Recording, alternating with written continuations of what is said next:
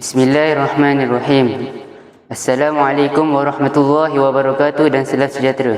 Sekalian penghargaan buat Tuan Pengerusi Majlis, barisan panel hakim yang arif lagi bijaksana, div-div kehormat yang dihormati, para guru, rakan-rakan peserta, seterusnya hadirin yang saya muliakan. Negarawan Ulung Tun Abdul Razak Hussein pernah menegaskan bahawa perpaduan ialah kekuatan utama negara. Bertepatan dengan semangat itu, rukun negara diisytiharkan pada tahun 1970 sebagai ideologi kebangsaan bagi menyatukan rakyat selepas negara melalui detik hitam perpecahan. Lebih 5 dekad telah berlalu, namun persoalannya, adakah 5 prinsip itu sekadar menjadi lafaz di bibir atau benar-benar hidup dalam jiwa kita? Maka dengan penuh keyakinan saya berdiri di pentas ini untuk menegaskan bahawa penghayatan prinsip-prinsip rukun negara merupakan kunci utama bersama membina negara, bangsa yang bersatu, berdaulat dan sejahtera. Hadirin sekalian, pragmatik saya yang pertama, kepercayaan kepada Tuhan membentuk masyarakat yang berintegriti. Kepercayaan kepada Tuhan merupakan prinsip pertama rukun negara. Kerana pembinaan sesebuah negara mestilah bermula dengan pembinaan insan selaras dengan perkara 3 dan perkara 11 Perlembagaan Persekutuan.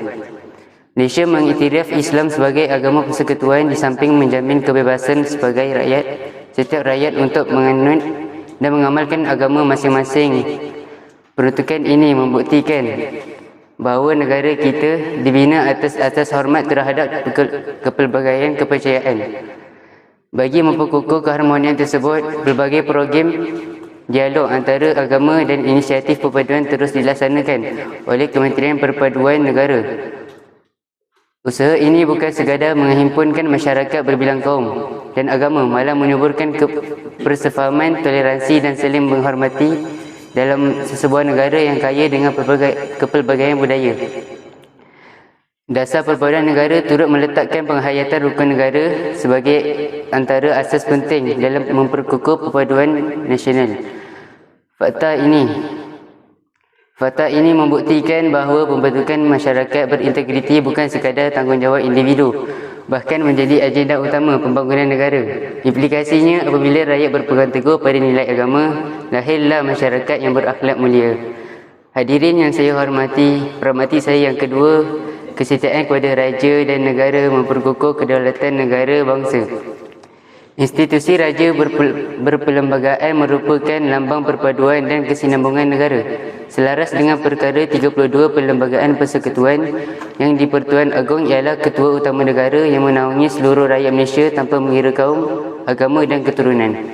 Oleh itu, kesetiaan kepada raja dan negara merupakan asas kepada kestabilan serta keharmonian negara.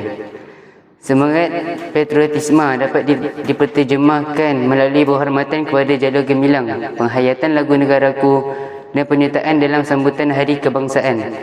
Namun, dalam era digital ini, kesetiaan kepada raja negara turut diuji melalui penyebaran berita palsu, fitnah dan provokasi yang boleh menyebabkan memecah belahkan masyarakat. Sebagai generasi madani, kita tidak boleh menjadi penyebar kebencian, sebaliknya menjadi penyebar kebenaran. Pelbagai program kenegaraan yang dilaksanakan oleh Jabatan Perpaduan Negara dan Integrasi Nasional terus menyemarakkan semangat cintakan negara dalam kalangan generasi muda. Program-program ini membuktikan bahawa patriotisme bukan sekadar semangat bermusim ketika bulan kemerdekaan, tetapi nilai yang perlu disemai sepanjang hayat. Kesannya, lahirlah rakyat yang menghargai keamanan, mempertahankan kedaulatan negara dan sanggup berbakti demi tanah air tercinta. Hadirin sekalian, pragmatik saya yang ketiga, kesepadan dan kesusilaan menyemai keharmonian masyarakat majmuk. Kemajuan sesebuah negara tidak hanya diukur melalui pencakar langit yang berjulur tinggi atau teknologi yang semakin canggih, tetapi turut diukur melalui akhlak rakyatnya. Hari ini, media sosial membuka ruang komunikasi tanpa sempadan. Namun, di sebalik manfaat tersebut, kita masih berdepan dengan isu buli cyber, penghinaan, fitnah dan ucapan kebencian yang mampu merebakkan hubungan sesama masyarakat. Situasi ini sesuai seperti peribahasa Melayu, kerana pulut santan binasa, kerana mulut badan binasa. Oleh itu, setiap perkataan yang kita ungkapkan mestilah mencerminkan adab dan nilai murni. Kepelbagaian kempen kesedaran berkaitan etika komunikasi dan literasi digital terus dilaksanakan bagi membentuk masyarakat yang lebih berhikmat ketika berinteraksi. Implikasinya, apabila masyarakat mengamalkan budaya hormat menghormati, perselisihan dapat diselesaikan melalui hikmah, manakala perpaduan akan terus diperkukuh. Jelaslah bahawa kesopanan dan kesusilaan merupakan jabatan yang menghubungkan kepelbagaian rakyat ke arah pembinaan sesebuah negara bangsa yang aman dan harmoni. Hadirin sekalian, kesimpulannya, pembinaan negara bangsa bukanlah tugas pemimpin semata-mata, tetapi amanah seluruh rakyat Malaysia.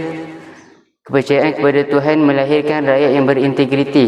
Kesetiaan kepada raja dan negara mempertahankan kedaulatan tanah air, manakala kesopanan dan kesusilaan menyatukan masyarakat yang berbilang bangsa dan budaya.